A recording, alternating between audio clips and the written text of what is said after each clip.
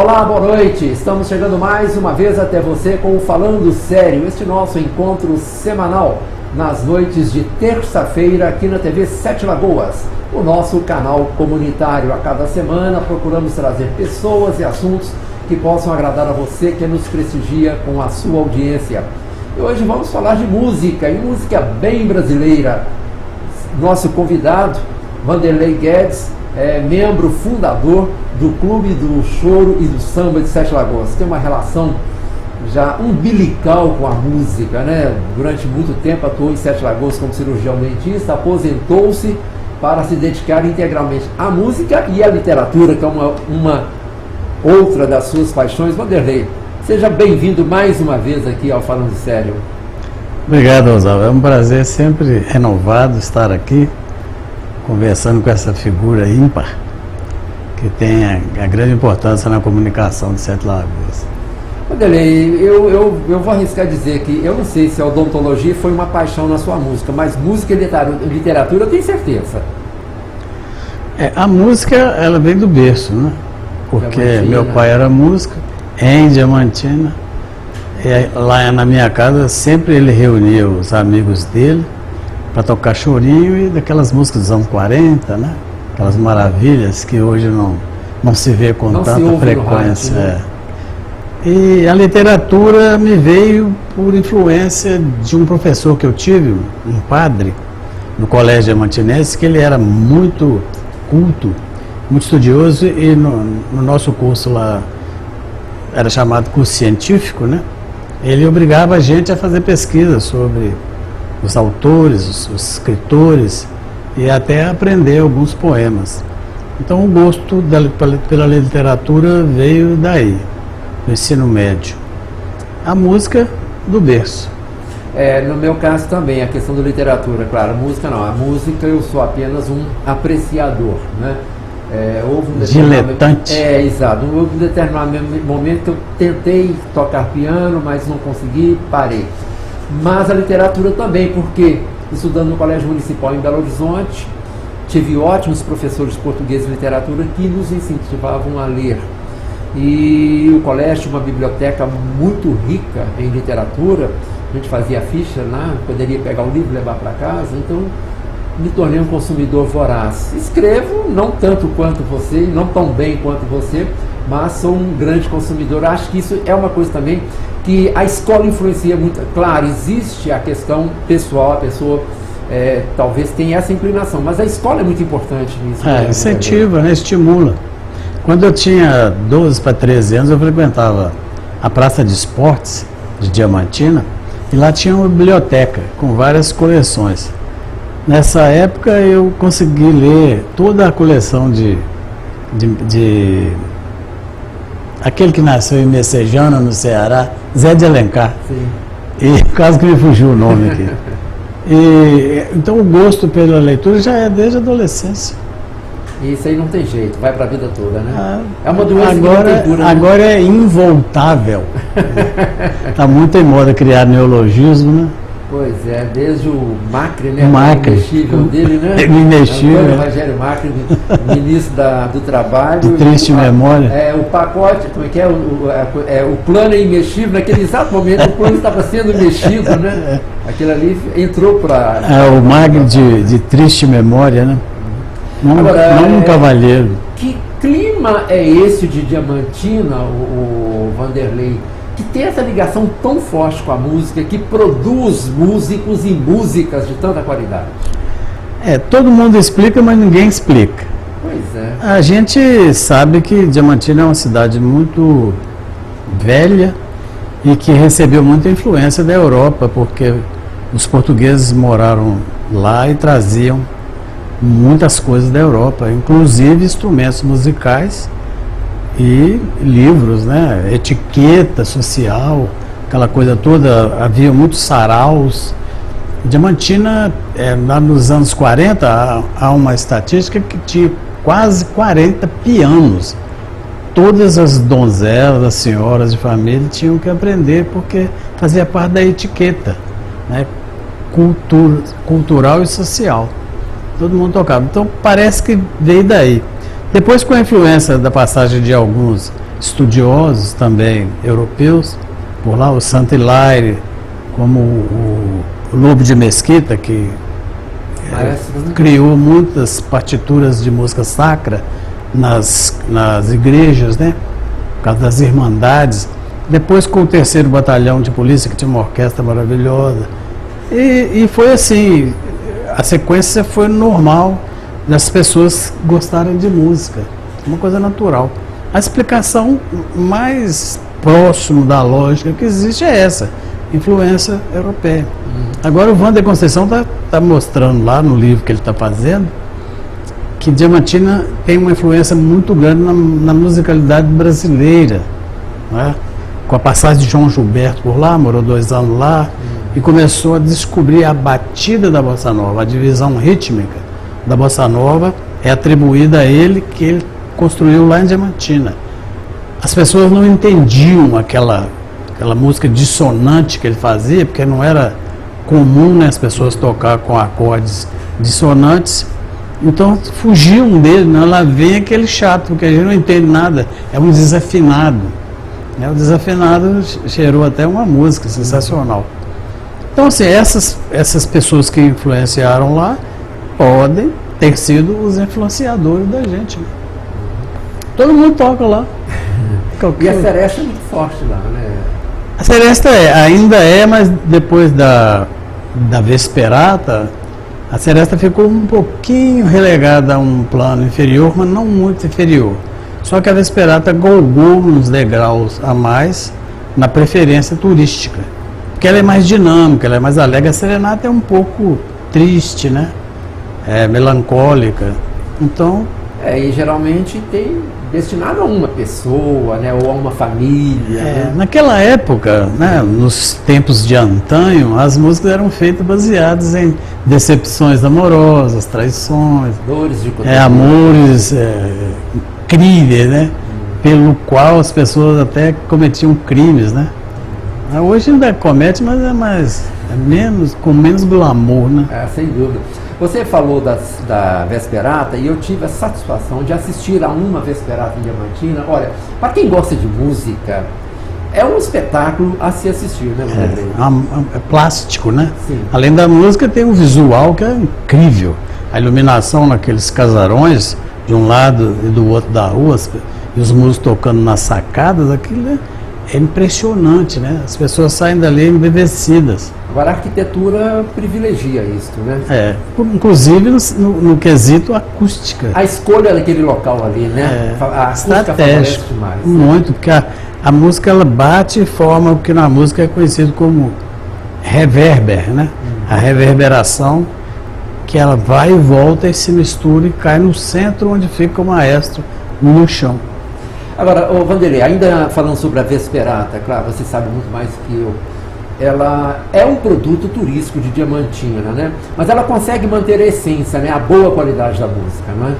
Consegue, porque são 2 bandas, uma que é do 3º Batalhão, que é uma banda reconhecida nacionalmente, e segundo porque tem a outra escola, que é a Arte Miúda, que faz a formação desses músicos em primeira instância, e depois tem lá uma outra academia que põe esses músicos mais maduros e misturado com os músicos já experientes do 3º Batalhão. O produto é sempre bom. Esses mais jovens já vão pegando com os mais adultos as manhas, né? A embocadura, a malícia. Então é um produto muito interessante. Esse convívio de gerações enriquece, né? A gente aprende com os mais velhos, né? Falando em seresta, o seresteiro mais famoso de Diamantina atendia pelo apelido de Nonô. Nonô Peixe Vivo, né? Eles incorporaram o nome da música Peixe Vivo a ele porque... Inclusive campanhas políticas, né, do Juscelino usava a música, né? Tinha as caricaturas dele, era um peixe, né? Com o osso dele. Mas ele foi o presidente Bossa Nova, na versão de Juca Chaves.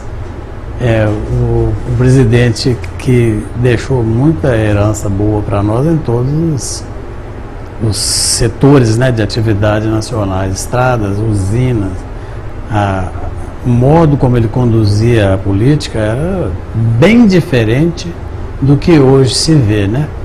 Se houve corrupção, foi fruto da grandeza das construções que ele fez, e onde corre muito dinheiro sempre tem os gananciosos, mas não a nível do que acontece. Não dá nem para comparar. Não. Agora, o que chama atenção, partidarismo da parte, a visão de futuro que ele tinha, né? Porque realmente... ele chegava longe, né? Chegava longe. Você pensa, por exemplo, a indústria automobilística, estradas, energia. Brasília, energia. Ele realmente tinha aquela visão. Uma visão de futuro, ampla, né? Demais. Ele chegava muito gerações, na não pensando na próxima eleição. Né? Exatamente. Chegava muito à frente, né? Mas também ele era muito culto. Ele conhecia muitos países da Europa, já em estado bem mais avançado de progresso, e ele foi trazendo, né? O que hoje não acontece muito com os nossos políticos atuais, não querem buscar exemplos já consagrados, universais. Né? Virou uma profissão altamente rentável. Né? Os grandes homens que a gente conheceu, estão ficando mais escasso o número deles, né? Eram homens estadistas, homens sérios, politicamente enganjados no espírito do partido, né? Hoje você não sabe quem é de qual partido, porque misturou tudo, é muito partido. Então não tem uma identidade própria, né? Mas eu não sou muito versado em política, não, viu? Eu dou meus pitaquinhos assim, às vezes eu vou lá no jornal, falo umas coisinhas, mostrando o meu ponto de vista, não que eu queira que isso seja copiado ou universalizado, mas é o modo como eu vejo, mas eu não tenho cultura política. Pois é, Vanderlei, mas... Porque não me interessa. Não, é claro... Mas eu não sou ausente, não, eu estou presente. Isso, exatamente. Né? Então, veja bem, não dá para ficar totalmente ausente, né? Não dá pra Se você tem 2 neurônios, claro, no mínimo, né? Você tem que estar por dentro do que está acontecendo. Mas veja bem, até algum tempo atrás, pouco tempo atrás, existia aquela coisa, esse país não tem jeito, a impunidade vai ficar mesmo. Agora não, parece que as pessoas voltaram a acreditar que a justiça vai se fazer, tanta gente presa, tantas cabeças coroadas presas. Você acha que isso é uma sinalização de que realmente, não que isso seja um país sempre, volte a ser um país sério realmente, em que dá para acreditar 100% nas instituições. Mas você acha que, neste momento, está sendo construído um Brasil melhor para os nossos netos? Pelo menos há uma luz aí no fim do túnel, que a gente vê a justiça querendo fazer alguma coisa em prol dessa melhoria, né? Mas o povo foi acostumado a votar através de ganhos, né? De coisas até insignificantes, e isso para mudar é difícil, porque a capacidade que determinados partidos têm de fazer lavagem cerebral é enorme, e o Brasil não é um país bem educado ainda, né?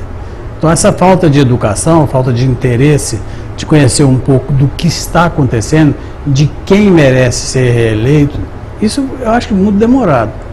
Eu tenho comentado assim com os meus pares que o Brasil precisa de um tratamento de choque para acabar com essa impunidade, para acabar com essa violência, porque sem um tratamento de choque não é possível mais corrigir, não. Estão tentando lá no Rio, mas eu acho que aquilo ali foi para disfarçar um pouco a questão da reforma da presidência, né? Porque aí parou, né? Não pode continuar votando. Isso, não pode. Hoje fazem 27 dias que foi morta a vereadora Marielle Franco. Até agora nada. Não se evoluiu um passo, né? Ou foi um crime muito bem elaborado, ou então não há interesse de descobrir quem foram os culpados. De repente chega-se a pessoas que... É um problema que a gente não tem todas as informações possíveis, né? Então você fica na dúvida. Foi a polícia? Foi a milícia? Foi a esquerda? Foi quem interessado, os né? escalões superiores? Tem todas as possibilidades. Tudo pode ser.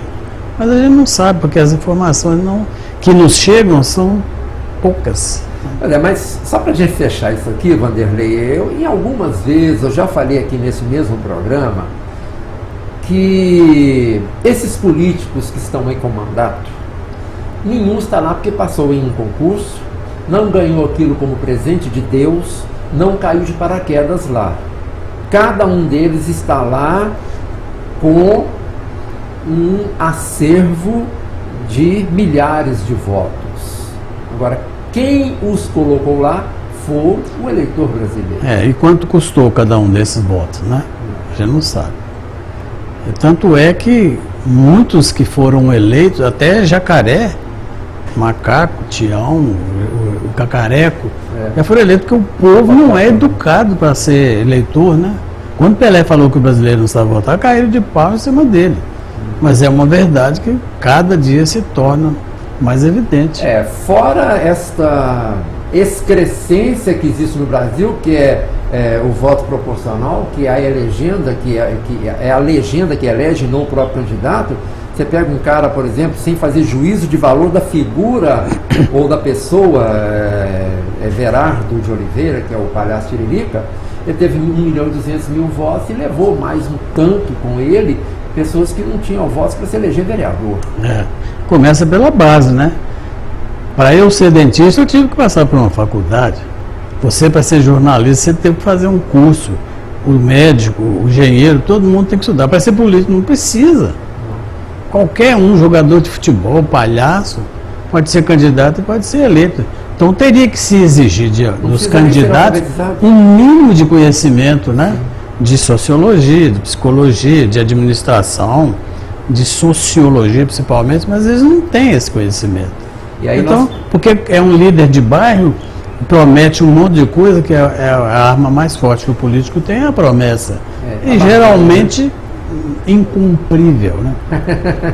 E aí nós chegamos ao disparate, que é uma Suprema Corte formada por ministros que vão julgar aquelas pessoas que as nomearam ministros.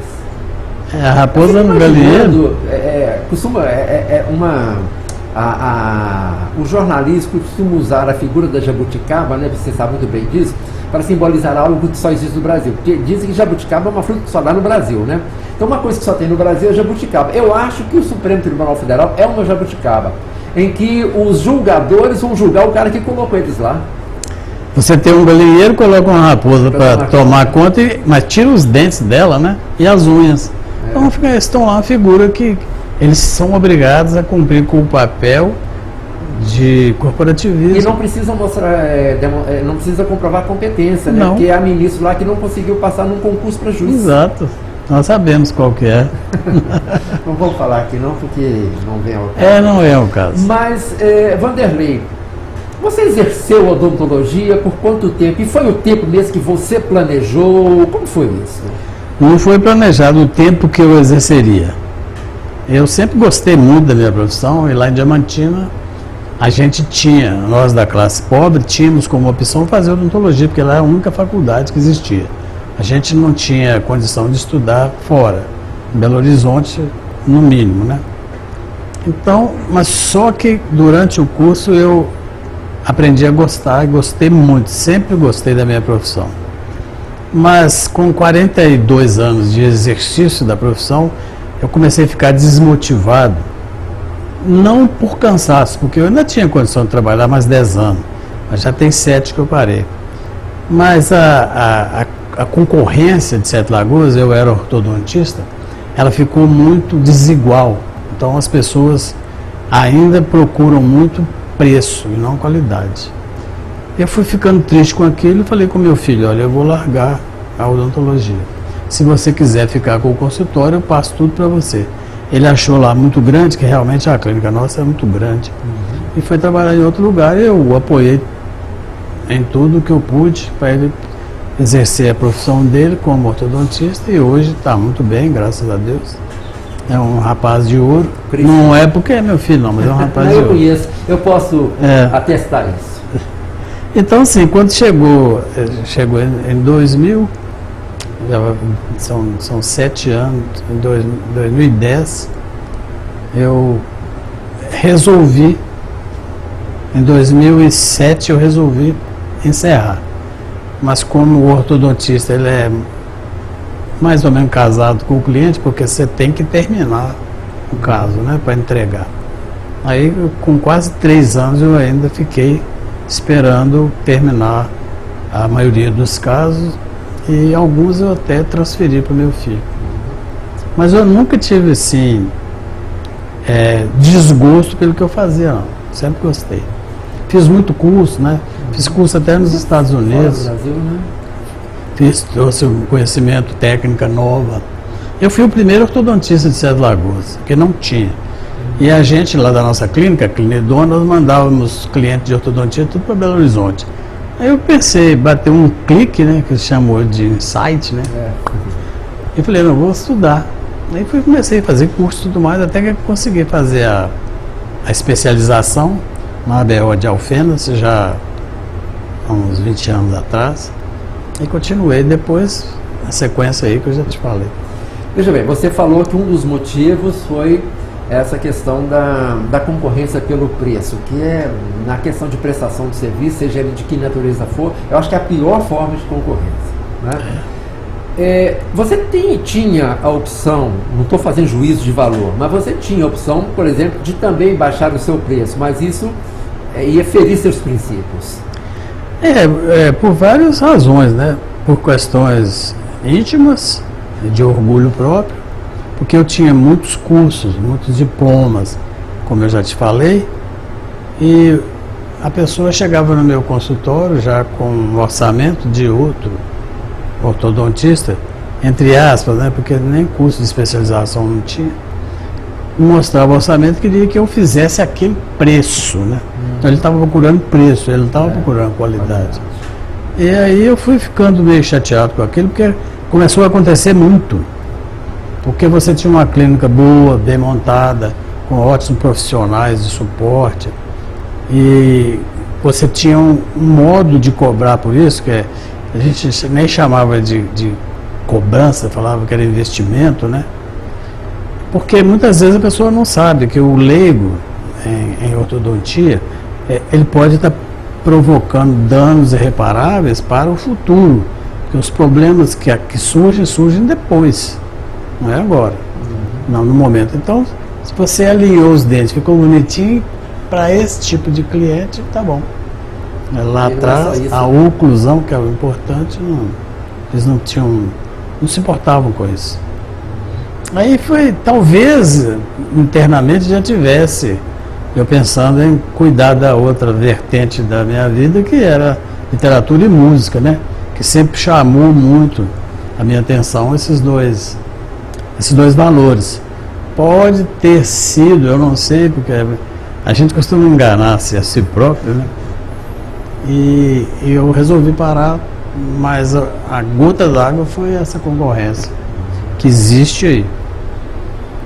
Que realmente as pessoas precisam pensar muito, porque afinal de contas, quando se fala em saúde, é algo muito sério. Não tem preço, né?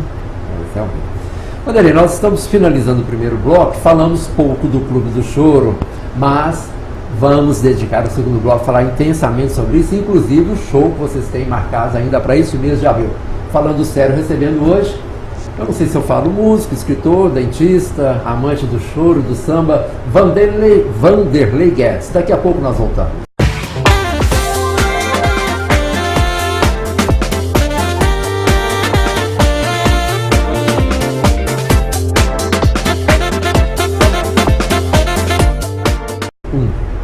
Voltamos com Falando Sério e hoje o nosso convidado Vanderlei Guedes.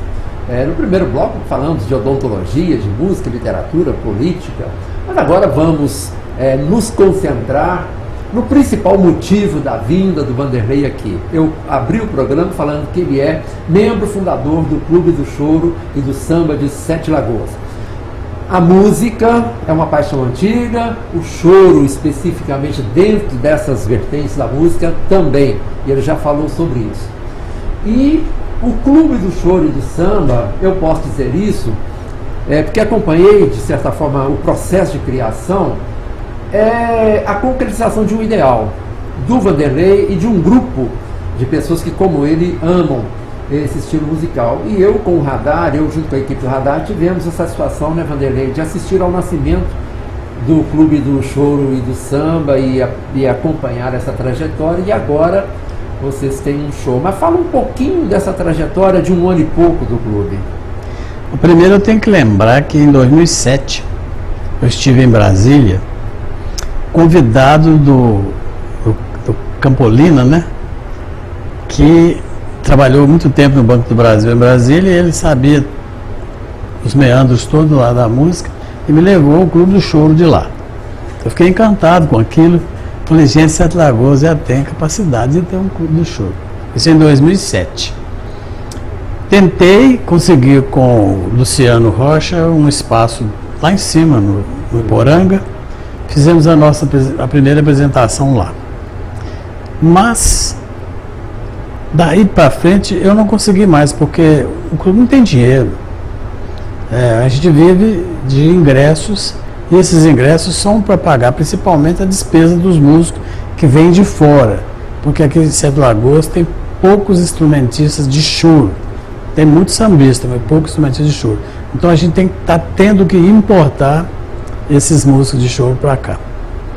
Então, de 2007 até 2017, eu não consegui, porque qualquer lugar que a gente tentava, nos cobravam uma taxa que o clube não era capaz de pagar. Teve um dia que nós íamos fazer uma apresentação na Casa da Cultura com o Grupo Chorô, que o Grupo Chorô é o grupo de músicos básico do Clube do Choro. Através do Grupo Chorô é que o Clube do Choro pôde começar a se estruturar. Então eu fui na Rádio Muzirama para falar lá com o Padrão, no ar, convidando para aquele evento. Aí comentei com ele, Padrão, você com esse tanto de espaço aqui, salão e tudo, e eu tem 10 anos que eu pelejo para montar o Clube do Choro e Samba, e não consigo. Ele falou, é seu, pode começar a usar a partir de agora, você não vai me pagar nada. Aí foi uma abertura assim, espetacular para nós. A partir daí, começamos então, em 2017, 16. Começamos em 2016 a fazer nossos eventos lá, que inclusive contamos com a sua presença em quase todos, né? E aí o seguinte, o clube foi começando a dar seus primeiros passos, a gente convidando, os músicos daqui estavam muito reticentes em atender ao nosso convite para se apresentarem lá. Agora não, já tem bastante músico daqui, tanto é que esse próximo evento do dia 20 agora, de abril, nós estamos chamando de Prata da Casa, e todos os músicos são daqui. Nós já estamos conseguindo sensibilizá-los a ajudar o Clube do Choro, que é uma entidade cultural, uma entidade de lazer, principalmente para adultos, né? Que Sete Lagoas tem muito evento para jovens, para adultos são muito poucos. Então, com isso, nós fomos acreditando que o clube poderia dar certo e começamos a trabalhar com a parte burocrática, né? O estatuto, assinatura digital, abertura de conta no banco, e toda essa documentação, o CNPJ, nós fomos conseguindo. Isso com o auxílio luxuosíssimo do Paulo Mota Ribas, que é meu colega de grupo escolar de Diamantina e mora aqui também. Engenheiro aposentado da Embrapa e de outras empresas que ele deu suporte técnico. Então o clube começou a se estruturar e a se sedimentar e ficou agora, nós acreditamos que o sonho se tornou realidade. O clube tem sido muito bem frequentado, uma clientela bacana, a gente tem lá um buffet, sempre muito bom, e dança, e muitos músicos de boa qualidade, tanto instrumental quanto vocal. De maneira que nesse ponto agora nós temos a promessa de um deputado que ele tem verbas estaduais para fornecer para o clube, desde que o clube seja reconhecido como entidade sem fins lucrativos. E nós estamos com a documentação em andamento. E o CAGEG em Belo Horizonte, que é de lá, e aqui a Câmara Municipal que fornece esse certificado de entidade sem fins lucrativos. Mas esse ano nós não vamos conseguir ver, porque é ano eleitoral. Não pode, essas verbas ficam congeladas para o ano seguinte, né? Aí nós vamos ter mais condição de contratar outros grupos, outros músicos de fora e pagar como eles merecem, né? Porque pedir todo dia, você sabe que cansa, né? Mas só de graça fica ruim, né? Eu vi, por exemplo, algumas apresentações, cantores que vieram de Diamantina se apresentaram. Muitos de Diamantina.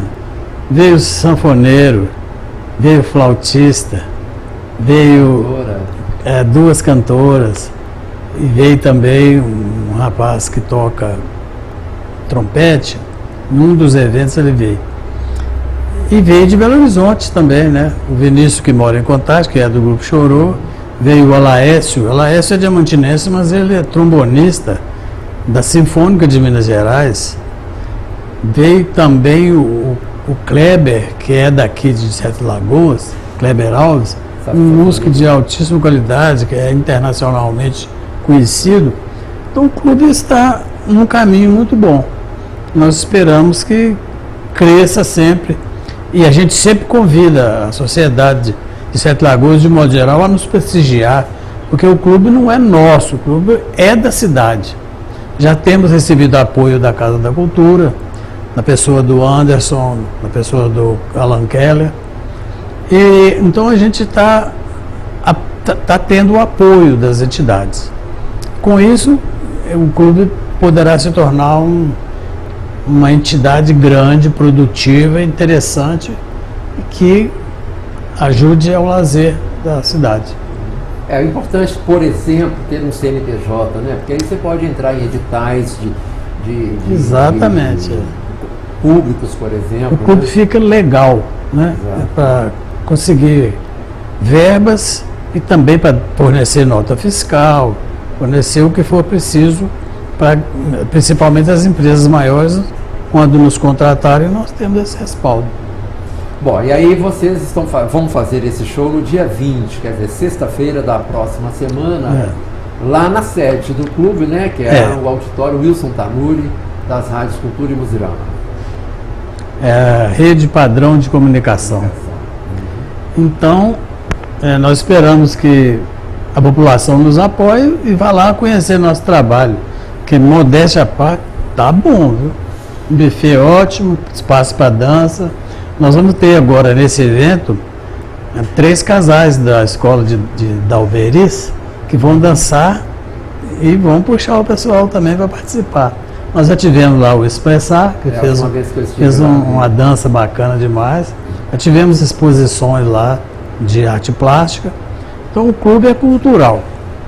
E no dia 20 agora, especialmente, teremos muitos cantores e instrumentistas de Sete Lagoas que a gente considera da classe top, né? Ailton de Castro, Simone Costa, Glaucio Coutinho, tem o doutor Amauri da Mata, né? O time da Mata, e tem o Grupo Chorô, né? Que eu não posso deixar de falar nele, porque eu sou o fundador. Tem a Mercedes Bertoldo. E assim, se eu esquecer alguém aqui, daqui a pouco eu lembro e completo. Porque no quente da emoção, assim, a gente costuma cometer falhas, né? Mas então, assim, a prata da casa. O Nando Teixeira, não posso esquecer dele. Todos esses que estão aí na cidade já fazendo sucesso, vão nos prestigiar. Então eu estou conseguindo. Nós, do clube, estamos conseguindo. Quem faz o convite sou eu, né? A parte musical é comigo. A parte burocrática é com o Paulo Mota Ribas. Excelente aquisição que nós tivemos para o clube. Temos o Bené, que trabalha muito bem na parte de comunicações e de convites também. A Betânia Castanheira, que é a nossa diretora cultural, e ela faz a ornamentação do salão, ajeita tudo.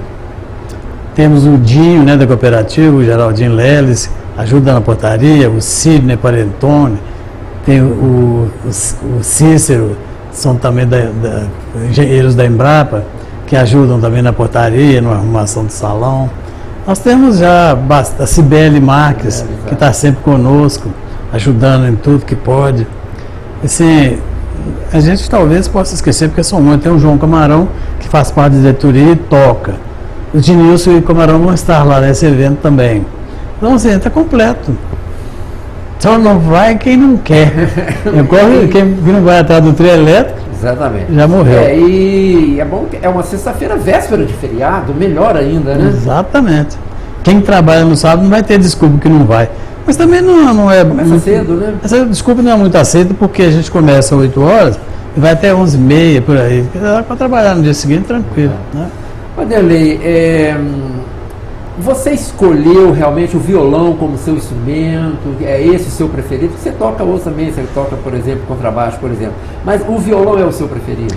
O contrabaixo foi consequência de eu tocar violão em Diamantina. Nós tivemos uma banda lá, nós tocamos 10 anos, de 61 a 71.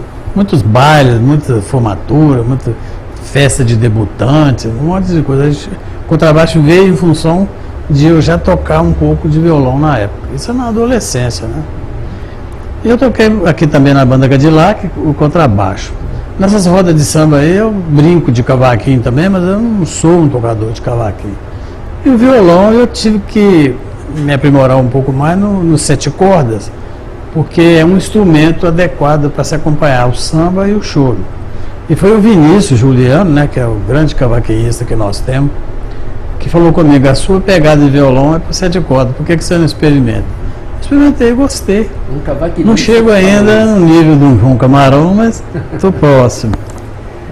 Tecnicamente, há muita diferença do violão 6 e 7 cordas? Costumo me perguntar assim, qual é a diferença do violão de 6 para de 7, e eu digo, é porque tem uma corda a mais. Mas é que ele acrescenta um grave que o violão de 6 não tem.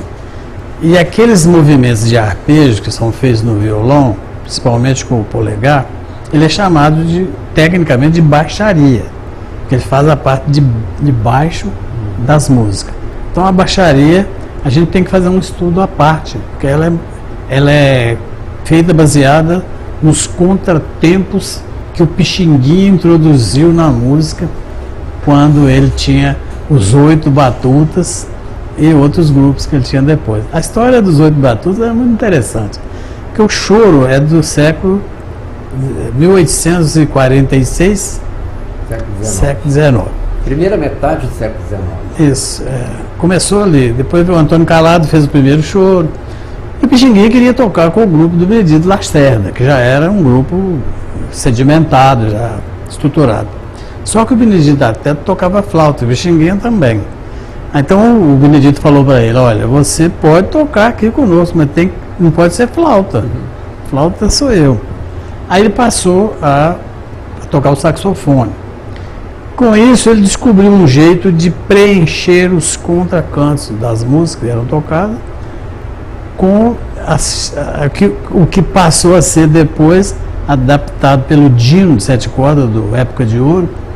Aquilo que o Pixinguinha fazia, ele começou a fazer no violão de 7 cordas, que não é um instrumento brasileiro.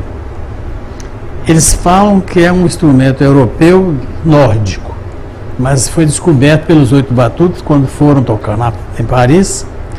Ele viu esse violão de 7 cordas lá, mas a pessoa que possuía não tinha muita... não existia uma técnica para tocar aquilo, ele só punha o grave lá e pronto. Então um dos componentes do 8 batutas, que era o Donga, gostou daquilo, comprou e trouxe para o batuta e começou a brincar com 7 cordas ali.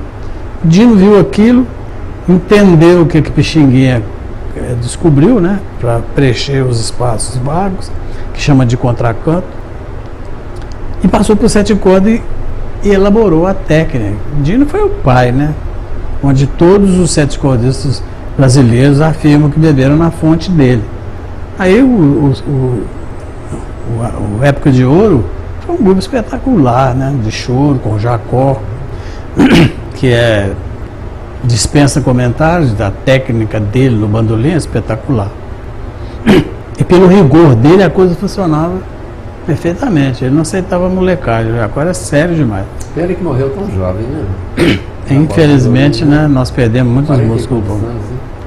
Depois veio Rafael Rabelo, hoje tem o Luizinho de 7 cordas, o Yamandu Costa e muitos outros que cada vez mais vão procurando coisas novas no instrumento, que é infinito, né? A descoberta ali é infinita. Então o choro começou como uma forma de tocar e foi incorporando aqueles machistes que a Chiquinha Gonzaga fazia ao piano, o lundu, a polca, né? Gêneros importados da Europa e que foram fazendo essa mescla e no final o pessoal começou a chamar de choro.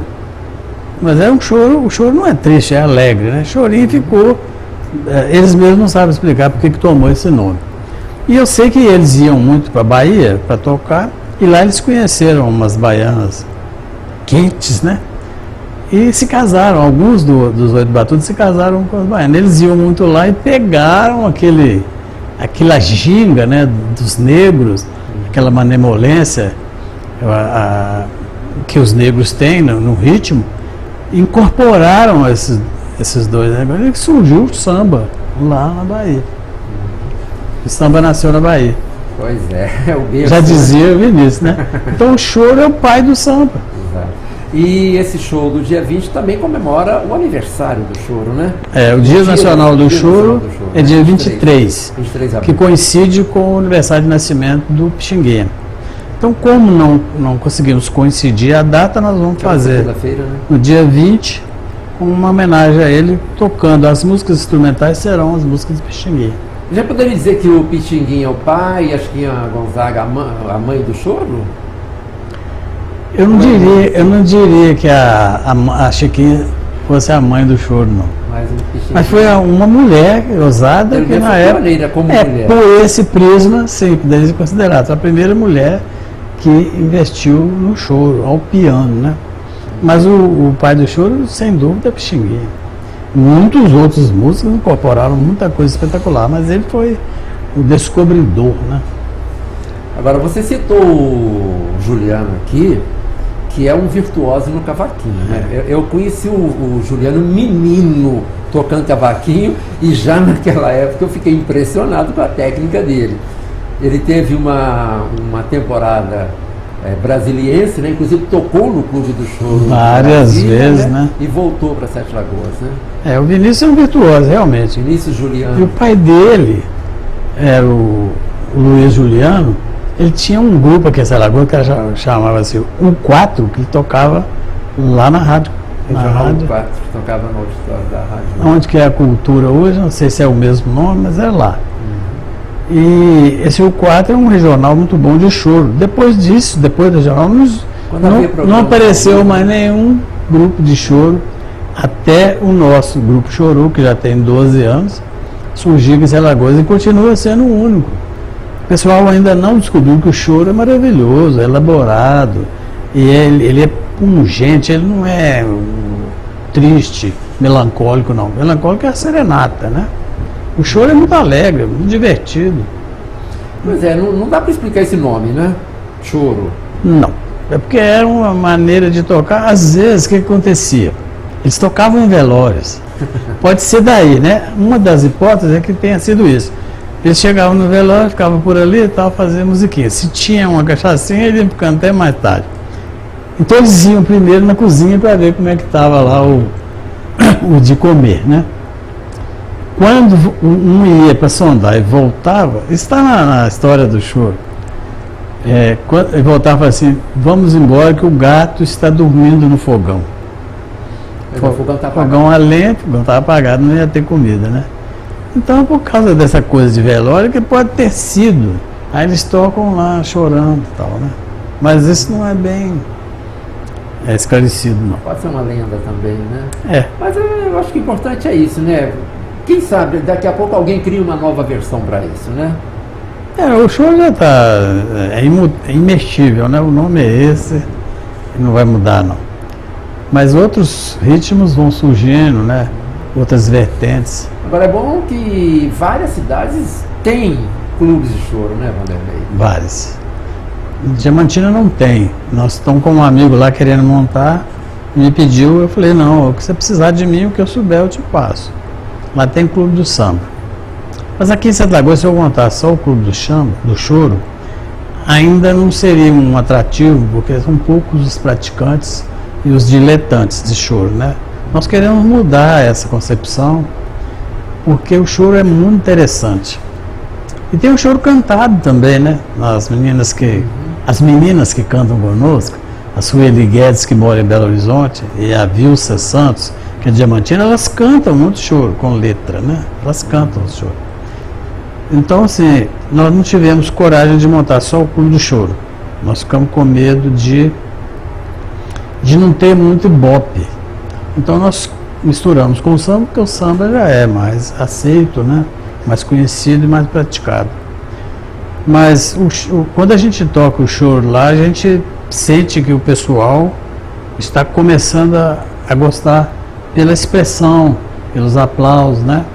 Nem todo aplauso pode ser considerado falso, né? Quando ele é insistente, então a gente acredita que ele seja existe aquele que é automático, né? Mas existe aquele que você percebe. Ele é mais caloroso, né? Mas a gente tem sentido assim, o clube vai bem, graças a Deus, com a ajuda de todos, né? E espero que nós continuemos a ser prestigiados como estamos sendo. E a expectativa para esse show do dia 20 está muito boa, porque tem muita gente que já quer os ingressos. Os ingressos vão sair essa semana. Já tenho o compromisso de levar pelo menos 20 para pessoas mais próximas que querem. Se quiser divulgar canais para obtenção de ingresso, fique à vontade. O telefone é o meu, né, que eu uso para o Clube do Choro e para o Grupo Chorô também, que é 8888-8765. Se você pegar de cá para lá, é 5678889. Aí apareceu um 9 para avacalhar, né? Só para avacalhar, mas já esquece o 9, começa do 8 e vai descendo. 8888-765. 8765. Né? Fácil de guardar. Só 765, coloca um punhado de 8. Quando eu estou no palco, eu falo assim: se quiser nos contatar, com o meu telefone eu brinco. É só você rememorar. 988888765. Dá até uma trova, né? 20 de abril. 20 de abril, 20 horas. Auditório da Rádio Muzirama, que fica na Rua Níquel, no bairro Morro do Claro. Morro do Claro. Rua Níquel 457. 7, Morro do Claro. Bairro Morro do Claro. E também tem, por exemplo, quem queira contratar, né, o Clube do Choro para eventos, vocês estão à o Clube do Choro, inclusive, já foi contratado para tocar em alguns lugares, né? Dentre os mais destacados foi a abertura do show de Alceu Valença. Sim, nós estivemos lá, né, com o radar. E para contratar o grupo Chorô também, que faz parte do Clube do Choro, mas tem identidade própria e pode ser contratado separadamente, é o mesmo número de telefone, 8888-8765. Vanderlei, foi um prazer receber você novamente aqui. O Paulo Ribas estava também agendado, mas infelizmente não foi possível. Ele está em Belo Horizonte, né? E eu pedi para trazer o violão, você não trouxe, né? É porque eu não sou cantor, né? Minha voz é garça rouca. Que ela faz aquele voo bonito, mas quando resolve abrir a boca é uma lástima, né? É lamentável. Mas, quem não conhece ainda, vai poder conhecer no dia 20 de abril. O nosso trabalho está interessante, está gostoso, está prazeroso. Quem for vai gostar, quem não for vai perder. E alguém vai contar que a pessoa perdeu. Aí vai dar aquela dor de cotovelo, por que eu não fui, né? Então, Vanderlei, sucesso, acho que desejar sucesso para o Clube do Choro já é redundante, porque vocês já são um sucesso. Mas nunca a gente pode confiar que já está tudo resolvido, não. Nós ainda temos muita coisa para fazer. Os nossos objetivos estão lá no Estatuto. Nós vamos fazer programa de calor, nós vamos fazer eventos beneficentes, nós vamos fazer shows na praça, em ar livre. Nós temos projeto de fazer uma escola para ensinar música, principalmente voltada para o choro, né? É um projeto mais distante, mas a gente tem que começar a acreditar que o clube vai chegar lá. Claro, isso aí. Claro que vai. Essa é uma questão. Vocês estão dando os primeiros passos, né? Nós estamos com 1 ano e meio de funcionamento, mas superou nossas expectativas. Superou de verdade. Nós achávamos que ia demorar um pouco mais para chegar no ponto que já chegou. Então fica aí o convite. 20 de abril?